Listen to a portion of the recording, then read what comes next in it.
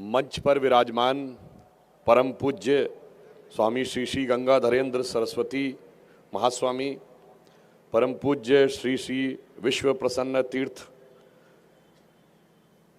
महाराज, Bharatiya Janata party के वरिष्ठ नेता और केंद्र सरकार के वरिष्ठ मंत्री आदरणीय श्री प्रहलाद जोशी जी,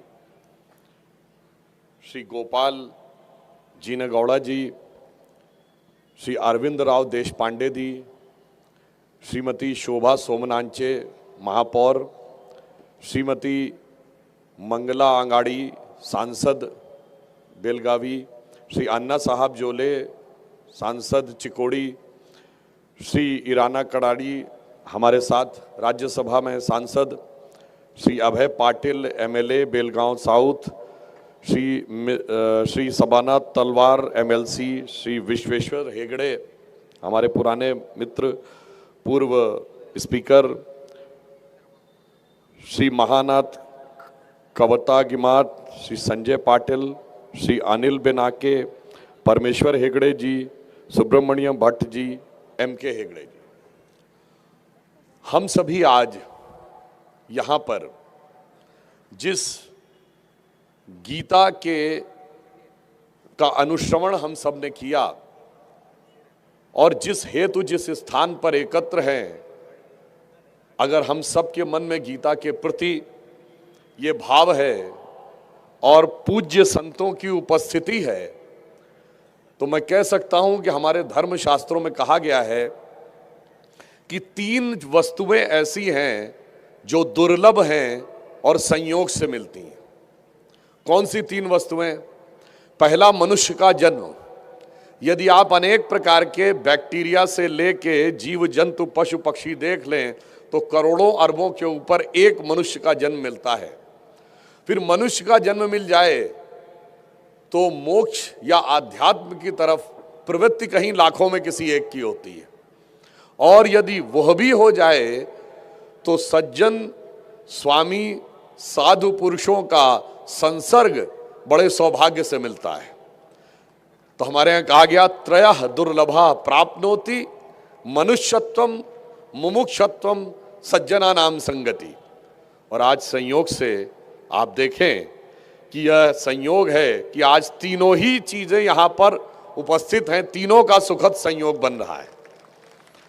और दिन वैकुंठ एकादशी का है, और यह भी एक संयोग मानिए कि गीता को एटर्नल वॉइस कहा जाता है, यानी एक सनातन शाश्वत शब्द है जो सदा सर्वदा से मनुष्य को प्रेरणा देता रहा है।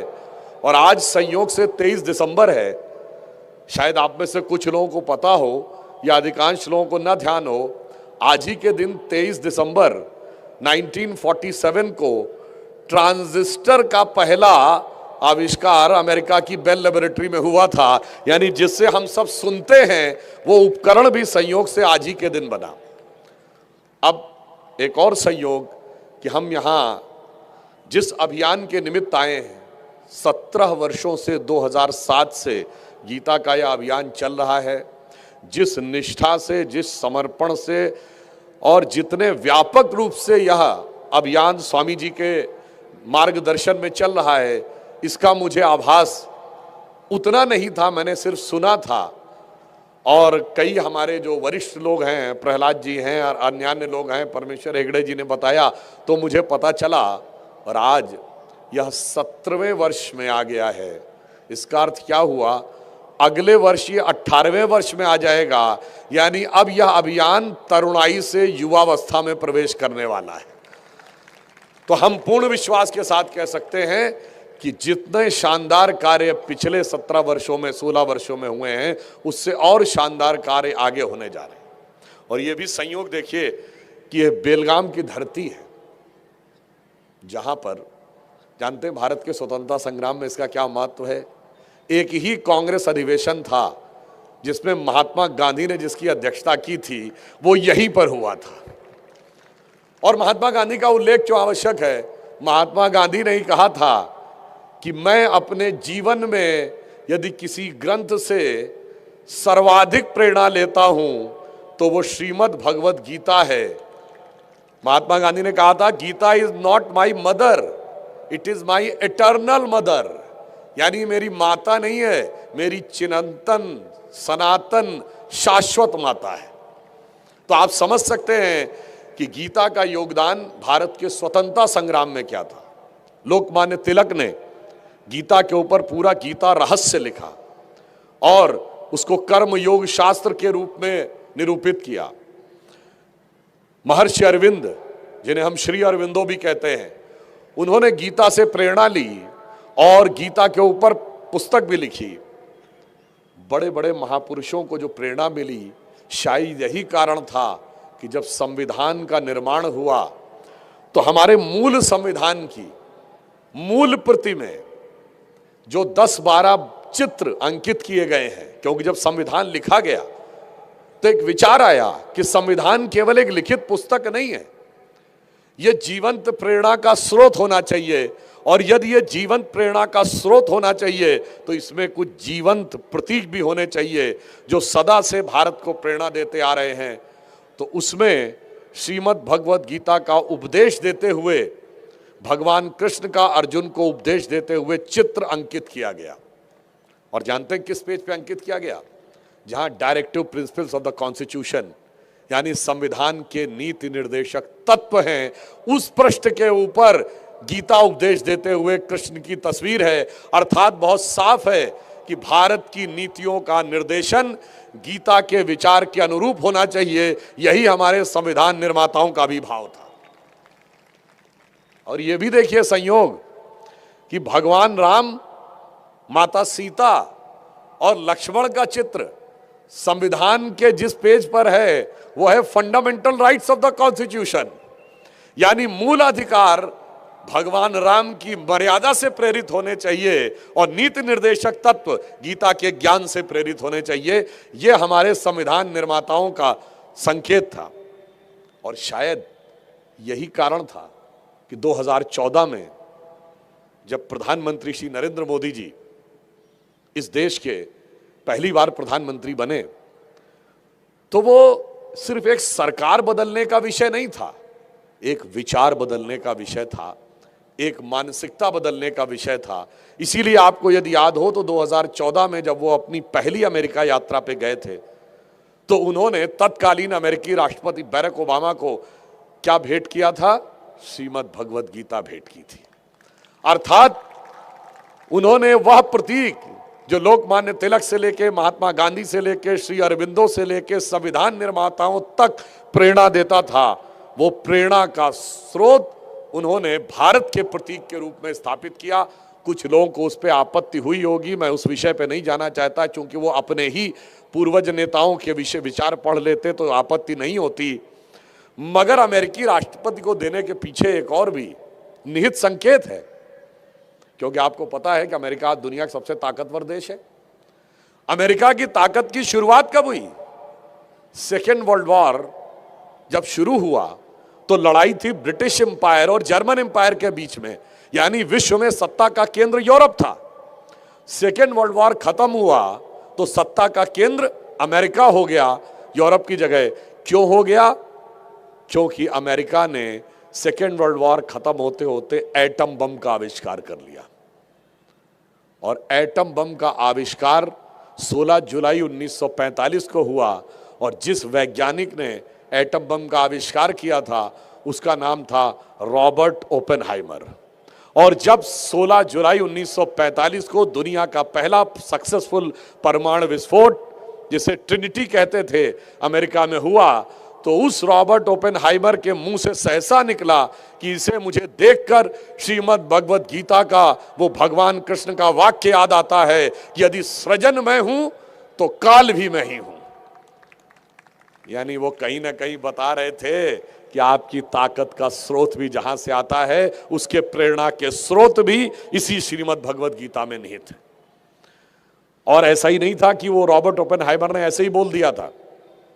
उसने गीता पढ़ने के लिए 1933 से में संस्कृत सीखा था और उसके उपरांत गीता को पढ़ा था। और फिर आप ये समझिए कि गीता में इतनी प्रेरणा क्यों है। उसका कारण जानते क्या है?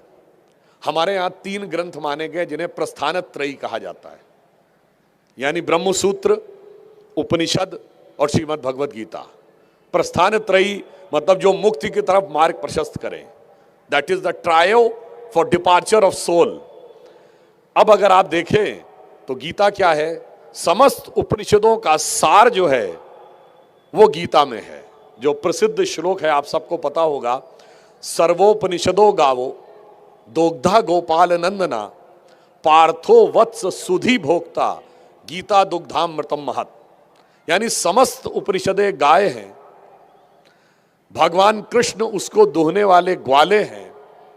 मगर गाय से जब दूध निकाला जाता भारतीय परंपरा में तो ये मशीन लगा के नहीं निकाला जाता है।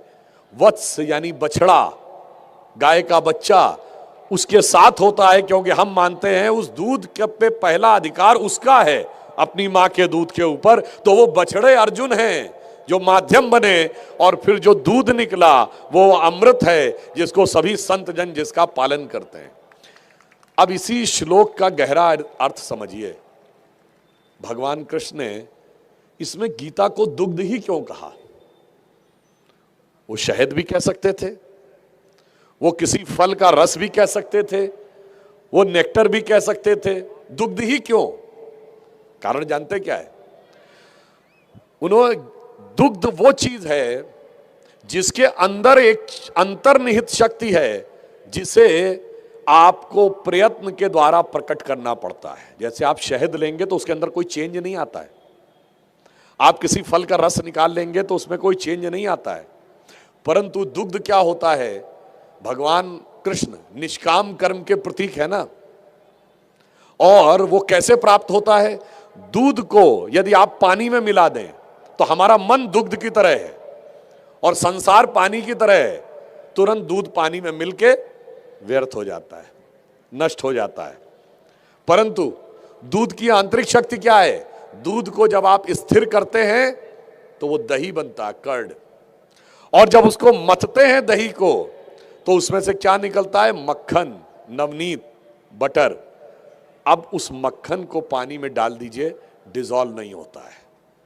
इसका अर्थ क्या हुआ कि वो संदेश दे रहे थे कि हमारा मन उस दूध की तरह है, पहले अपनी इंद्रियों को स्थिर करो, मन को शांत करो, स्थिर होने दो, दही के समान सेटल होने दो, उसके बाद उसका मंथन करो, फिर मन का जो स्वरूप निकल कर आएगा वो निष्काम कर्म का प्रतीक होगा। इसीलिए भगवान कृष्ण को मक्खन सर्वाधिक प्रिय है। हमारे यहाँ जो जो बातें कही गई हैं, कोई भी बातें ऐसे नहीं है कि कहानी है, कोई ऐसे ही कह दी गई है, हर चीज के पीछे गहरा अर्थ है।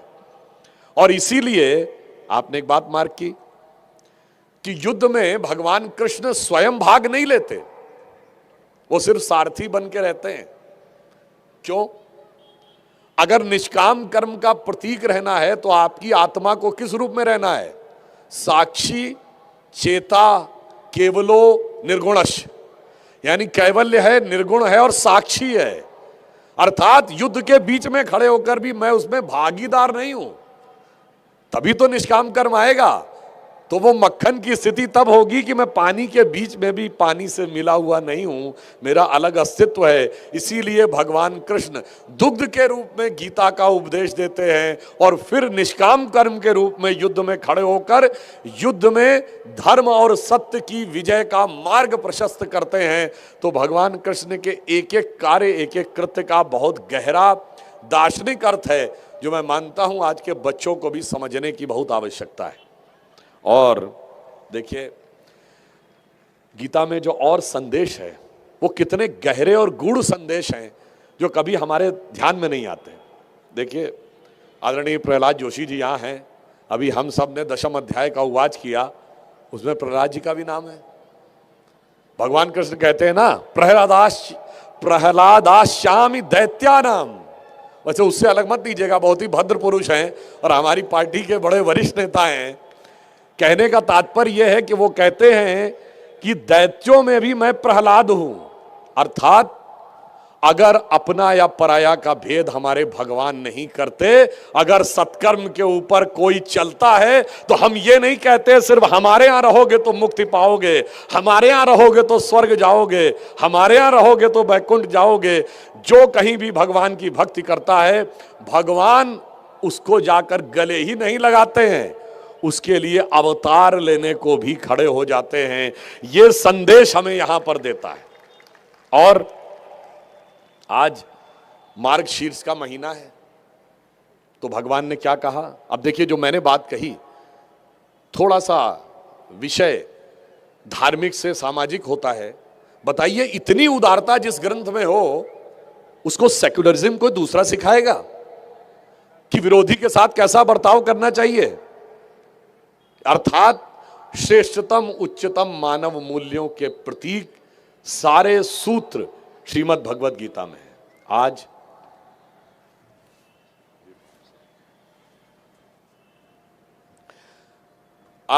जो महीना है वो हमारे हिंदू पंचांग के अनुसार मार्गशीर्ष का महीना है। और भगवान ने क्या कहा, इस महीने का क्या महत्व है? मासा नाम मार्गशीर्षो हस्मि। मगर उससे पहले की पंक्ति में क्या कहा? छंदसा नाम अपि गायत्री। अर्थात छंदों में जो गायत्री का महत्व है, वही मासों में, महीनों में, मंथ्स में मार्गशीर्ष का महत्व है। और हमारे बहुत से बच्चे जो यहां बैठे हैं, उनमें से शायद अगर बच्चों को पता होगा, जिनको नहीं पता तो मैं बताना चाहता हूं, गायत्री हमारा मंत्र भी है और गायत्री छंद भी है। क्योंकि वो मंत्र एक विशेष छंद में बोला जाता है।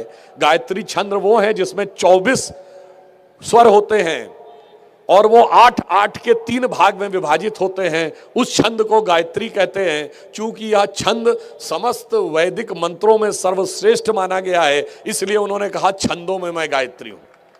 और यहां से एक और बात समझिए, हमारे जितने धर्म ग्रंथ हैं, जिस भी भाषा में लिखे हुए हों, वो छंद में लिखे हैं, स्ट्रेट लाइन में नहीं लिखे हुए हैं, वो एक लय में है। इसीलिए सारे के सारे जो वेद थे, हमको ये बताया जाता है, बचपन में पढ़ा था कि साहब वेद श्रुत परंपरा में थे, यानी सुनकर एक दूसरे को जनरेशन जनरेशन ट्रांसफर हुए, चूंकि वो लिखना नहीं जानते थे। अब ये बताइए, अगर कोई ये कहे कि जिन लोगों ने नक्षत्रों की गणना कर ली, पूरे ब्रह्मांड और सौरमंडल की गणना कर ली, वो लिखना नहीं जानते थे। जिन्होंने ट्रिग्नोमेट्री और ज्योमेट्री खोज ली, वो लिखना नहीं जानते थे। जिन्होंने आयुर्वेद खोजा, जिन्होंने योग खोजा, वो लिखना नहीं जानते थे। जिन्होंने परमाणु का डायमीटर से लेके ब्रह्मांड की आयु तक कैलकुलेट कर ली, वो लिखना नहीं जानते थे। यदि कोई ये व्यक्ति कहे तो इसका अर्थ होता है कि वो, मतलब मैं कहूं अज्ञानी नहीं, मूर्ख नहीं, इसे तो पागलपन की सीमा तक कहा जाएगा कि कोई कहे कि इतना बड़ा ज्ञान जिनके पास था, वो लिखना नहीं जानते थे। इस संदर्भ में मैं कोट करना चाहता हूं जर्मनी के एक बहुत बड़े फिलोसोफर ऑर्थर शोपेनहावर, जिसने उपनिषदों का संस्कृत में अनुवाद किया। उसने ये कहा था कि उपनिषदों का जो सार है, ये मैंने समझ लिया, ये मेरे जीवन का सार है और यही मेरी मृत्यु का सार भी होगा। और उसने कहा कि Upanishadic philosophy is the height of human wisdom. और ये मैंने एक जगह पढ़ा था, चूंकि मेरे पास उसका रेफरेंस नहीं है तो मैं रेफरेंस नहीं कोट कर सकता हूं। उसने ये भी कहा था कि मैंने जीवन भर उपनिषदों का अध्ययन कर लिया, परंतु शायद इस ज्ञान से भी मेरी मुक्ति नहीं होगी, क्योंकि मैंने भारत में जन्म नहीं लिया है। जब भारत में जन्म लूंगा तो इसी ज्ञान से मेरी मुक्ति होगी। वो ज्ञान देने वाले लिखना नहीं जानते थे। वास्तविकता यह थी कि कुछ चीजें ऐसी होती हैं जिसे लिखा जा ही नहीं सकता। जैसे छंद में जब आपको सुनाना है, कोई गीत सुनाना है, तो क्या संगीत के स्वर लिखकर समझाए जा सकते हैं किसी को? नहीं, गाकर ही समझाए जा सकते हैं। और केवल गाकर समझाए जा सकते हैं, मगर केवल लिखकर नहीं समझाए जा सकते। और हमारे यहां सारे वैदिक मंत्र छंदों में थे। वहां से लेकर जो भजन लिखे गए वो छंदों में लिखे गए। रामचरितमानस की चौपाइयां लिखी गई, वो छंदों में लिखी गई। क्योंकि छंद एक ध्वनि है, एक वाइब्रेशन है, और वाइब्रेशन को लिखा नहीं जा सकता, सिर्फ अनुभव किया जा सकता है। इसलिए हमारे यहां श्रुत परंपरा थी, यानी एक वाइब्रेशन से दूसरे वाइब्रेशन की तरफ जाइए, तब आपको वह बात समझ में आती थी। और इसलिए मैं कहना चाहता हूं, इस वाइब्रेशन ने सिर्फ प्रेरणा हमको नहीं दी है, इस वाइब्रेशन ने यह भी प्रेरणा दी है विश्व के बड़े से बड़े लोगों को। मैं बताना चाहता हूं, बहुत से लोगों के मन में यह एक फीलिंग आती है कि भाई हमारी जो संस्कृति है, हम खामखा में उसके बारे में गर्व करने लगते हैं। तो मैं याद दिलाना चाहता हूं, जिन बच्चों ने साइंस पढ़ी होगी या हम सब में जितने साइंस पढ़ी होगी, तो परमाणु का जो एटॉमिक स्ट्रक्चर है उसमें नील्स बोर का मॉडल है। डेनमार्क का साइंटिस्ट था नील्स बोर, और नील्स बोर ने अपनी किताब में लिखा है कि ज्ञान के लिए मैं उपनिषदों की तरफ देखता था। यह नोबेल प्राइज विनर है फिजिक्स का।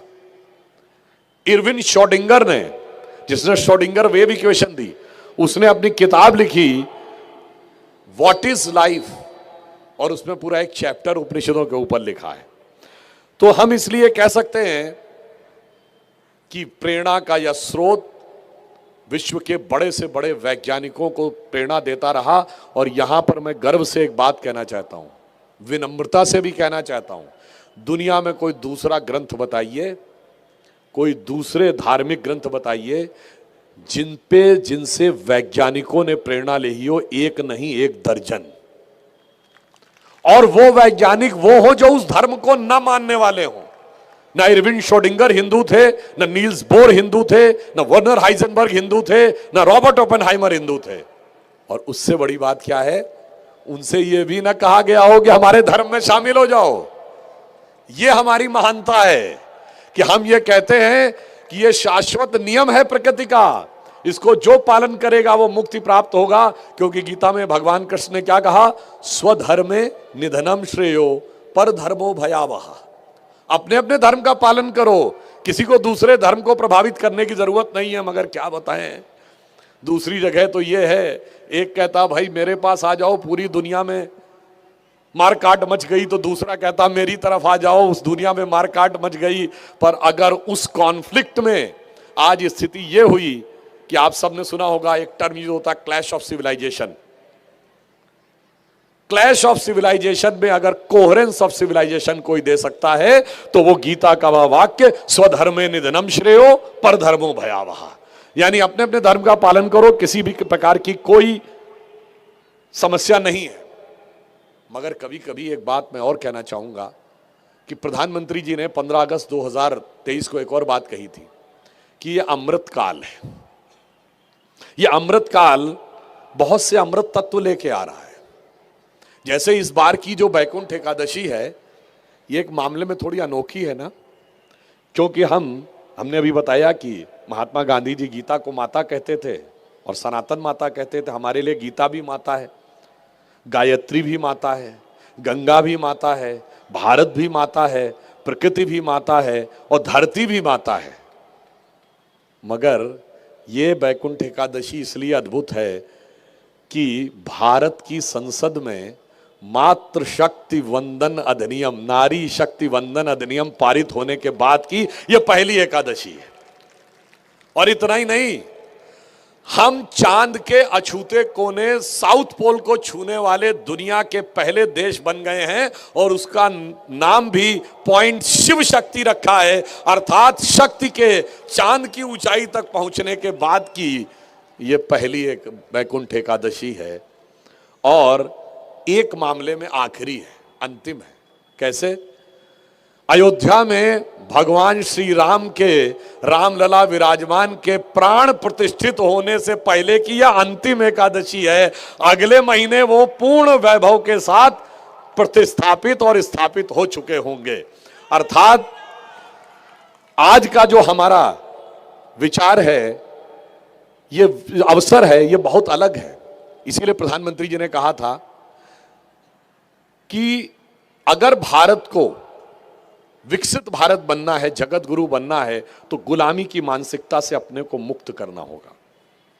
गुलामी की इस मानसिकता से मुक्त करना होगा और अपनी विरासत पे गर्व करना होगा। मैं एक उदाहरण देना चाहता हूं कि गुलामी की कौन सी मानसिकता हमारे दिमाग में भरी हुई है।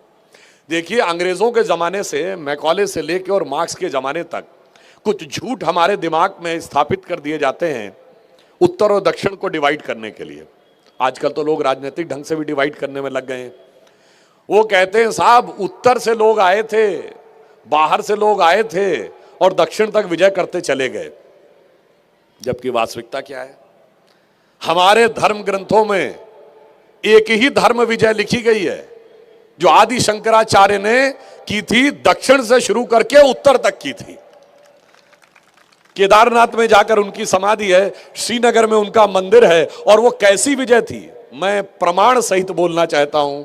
आप सबको याद होगा कि आदि शंकराचार्य का सबसे प्रसिद्ध शास्त्रार्थ आचार्य मंडन मिश्र के साथ हुआ।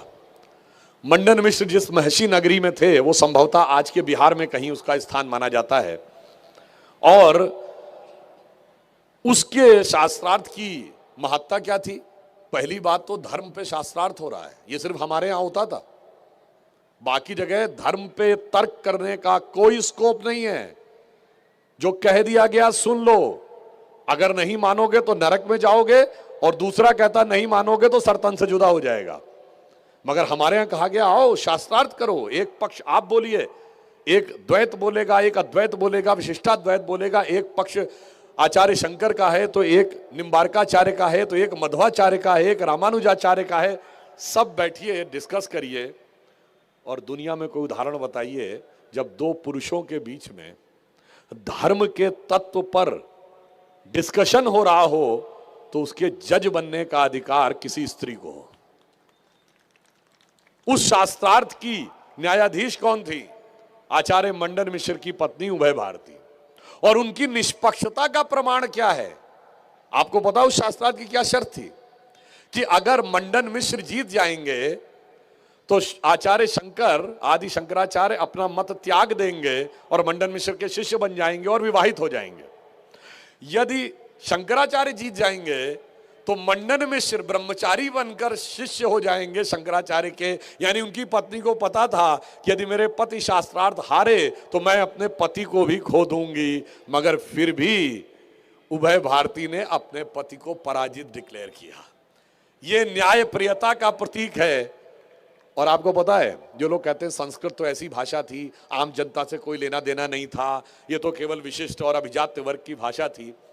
जब शंकराचार्य महर्षि में जाते हैं तो वहां पे कुछ महिलाएं कुएं से पानी भर रही हैं, तो वो उनसे पूछते हैं कि ये मुझे आचार्य मंडन मिश्र का घर कहाँ मिलेगा?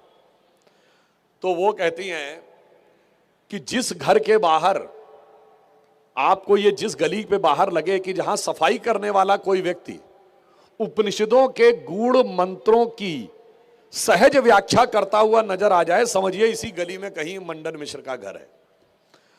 और जब उस गली में जाइएगा तो जिस घर के ऊपर बैठे हुए तोता और मैना क्या बोल रहे हो? वैदिक मंत्रों का सस्वर पाठ करते हुए ये बोल रहे हो कि वेद स्वतः प्रमाणित हैं या इन्हें परतः प्रमाणित है, यानी प्रमाणित करने की आवश्यकता है। ये आवाज पक्षियों के मुंह से जिस घर पे, जिस तोता और मैना के मुंह से, यानी पैरट के मुंह से जिस घर पे सुनाई पड़े, बस समझ जाइएगा यही उनका घर है। वो संस्कृत का श्लोक है कि स्वतः प्रमाणम परतः प्रमाणम चीरांगना यत्रो गिरो गिरंती द्वारस्य धीरांतर सन्निरुद्ध जानीय तद मंडन मिश्र धामम। और उसके बाद जब मंडन मिश्र पराजित हुए तो इसी कर्नाटक की धरती पर यह मान्यता है कि श्रृंगेरी का जो मठ बना उसके पहले शंकराचार्य आचार्य सुरेश्वराचार्य के रूप में मंडन मिश्र ही यहाँ आए थे और शंकराचार्य के शिष्य बन के आए। तो मेरे भाई, धर्म विजय तो दक्षिण से उत्तर की तरफ हुई है। ये लिखित भी है, प्रमाणित भी है, स्थापित भी है। मगर जो स्थापित है उसको उल्टा समझाना है और सबको आपस में लड़ाने की व्यवस्था करनी है। इसीलिए यदि भारत को इस कालखंड में सबसे ऊंचाई पर पहुंचाना है तो अब हमारे मन में बहुत स्पष्ट होना चाहिए कि भारत एक महान भारत बनने की तरफ आगे बढ़ रहा है। इसको आप कंफर्म मान लीजिए।